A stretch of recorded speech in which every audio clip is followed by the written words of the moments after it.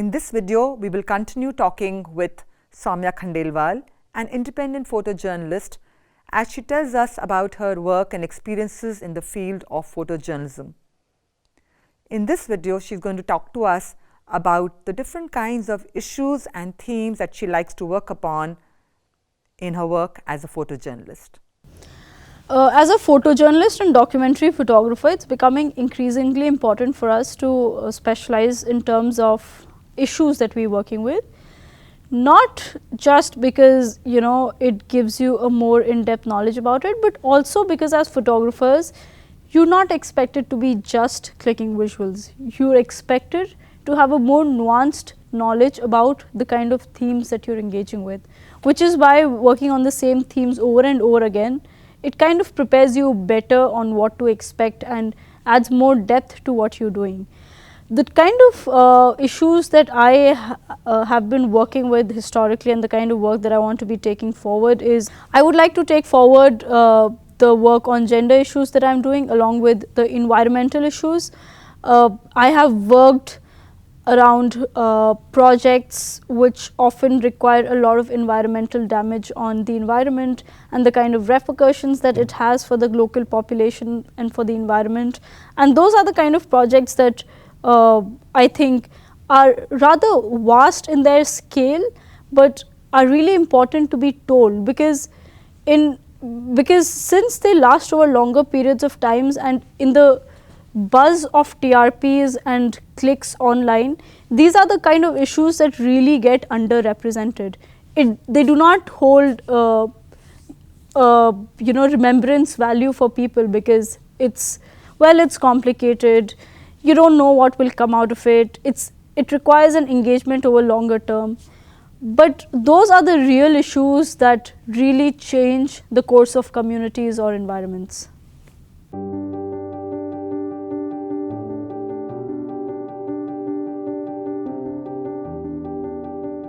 The role of a photographer is certainly changing in these times. And while there is this one aspect of a photographer being able to do a lot of things like videos, like audios, and in some cases even write their own stories, there's this other end where a photographer is also responsible for selling his or her own self, which means that you're also making sure that you're visible to the right people and to the audience at large that is interested in your work, and you're engaging with them in interesting ways. Which is why a lot of photographers will decide to probably exhibit their work in which a lot of their stakeholders would be present. For example, one of my bodies of work which relates to the pollution of Yamuna was exhibited at the Goa Photo Festival. Then there is this other body of work where I worked around this vehicular scrap market in Delhi, which was exhibited in Delhi at the India International Center. All these works are important because it gives you a chance for feedback, not just from industry experts, but also from laymen. And that's a different kind of satisfaction that you get out of engaging with people who have something to say about your work.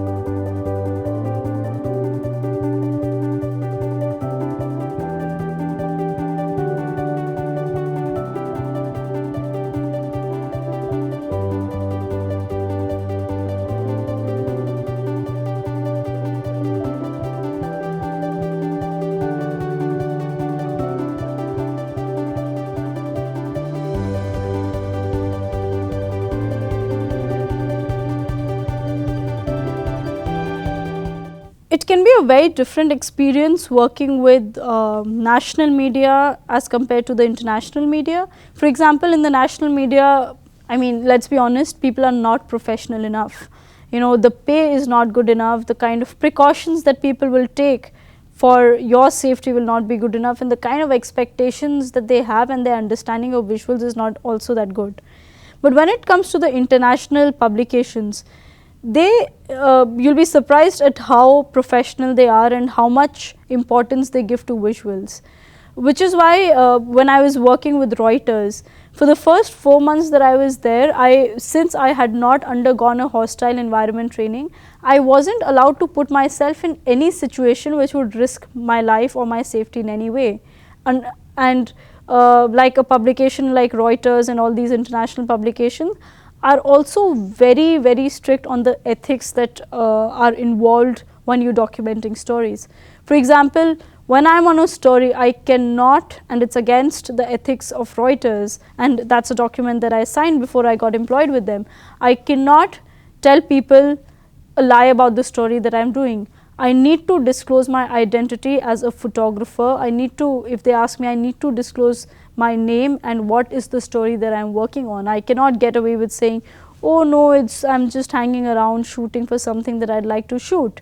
So, you know, and a lot of times a lot of scrutiny also happens with it, like for an assignment that I did for National Geographic, which is yet to come out. Even after I submitted the assignment for the next 2 months, there was a lot of to and fro that was happening in terms of the work that I had done, not just with me, but also the fixer that had worked with me. And there were these list of questions that all of us were required to answer, which would basically ensure that all the photographs and everything that was taken and all the information that I've shared about the people I've photographed is right, and that everything has been conducted in an ethical manner.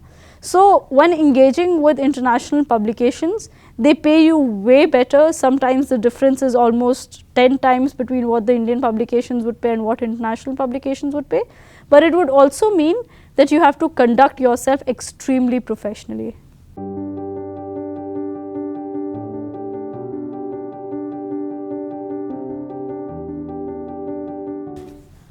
When we're talking about conducting ourselves very professionally, it would start with, you know, generally like a lot of mails and assignments that I get is over mails. So, usually I would like to stick to a response time of 20 minutes, and in whatever the case, I would not want to extend it beyond 1 day. People understand the time difference and they understand that, you know, when they send the mail you might be sleeping, but they really, really appreciate if you're very prompt with your responses.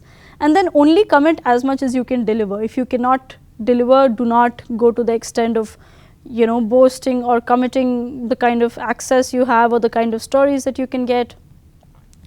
Apart from that, other things that you might want to look into is just the fact that, you know, when you're working with journalists or when you're working with people on the field, you're respectful towards them, you're professional when it comes to, you know, I mean, coming to situations which might be kind of tricky, and the way you navigate your way through them. You do not have outbursts of emotions where you shout at people. You can't do that. You're working in a professional setup and you need to respect people accordingly. So, it would just boil down to your behavior when dealing with other people and when engaging with them, both in terms of your subjects and in terms of the clients, and ensuring that the assignment that you've been given is done well. Because a lot of times the international publications do not come back to you if you do not do an assignment properly, and they'll never hire you again.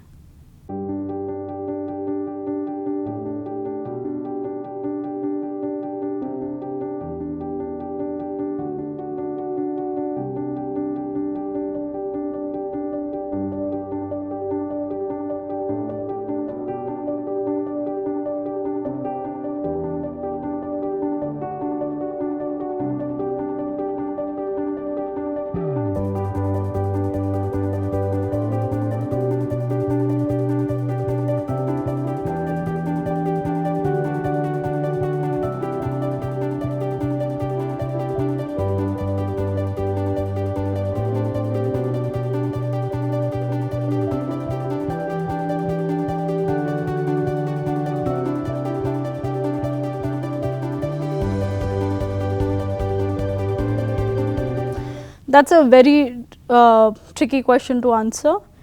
Photojournalism, if you ask me what is there a future, I would say yes. But is photojournalism the only thing that photojournalists need to do? I would say no. Because as photojournalists, we need to be able to do a lot of things. So when I was in Hindustan Times, the organization was moving towards being a very proactive online platform, which meant that now when I was doing an assignment in the morning, I did not have the luxury of coming back to my office in the afternoon, then filing the photographs by the evening, the photos editor selecting it later and then it going into production much later in the evening. Now it meant that if an event had happened in the morning, within 10 or 15 minutes of the event having happened, I needed to send the photos. So when this culture changed, a lot of photographers adapted to what was happening, but there were also other photographers who could not adapt and they were struggling to sustain themselves as professionals in the industry. So I would say that because of online, there are a lot of opportunities that have happened there, and it's our responsibility to be keeping up with them if we really want to survive and if we want photojournalism as a profession to exist in a good state, and which would also translate into that as a photographer I'm also doing videos, I'm also recording audios, and if needed I'm also writing. So while photojournalism is intact as a profession, I would say there would be many more things that would get attached to it that we would need to learn and upgrade ourselves with.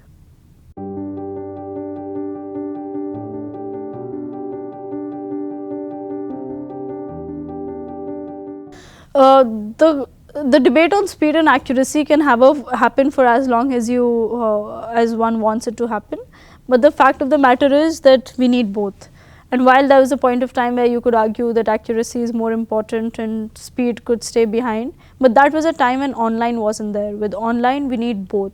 And if you compromise on the accuracy, there have been instances when publications have had to issue apologies because something they said was not accurate and people ended up believing in it, and it had a lot of chain effects which was not good, and it really compromised on their reputation.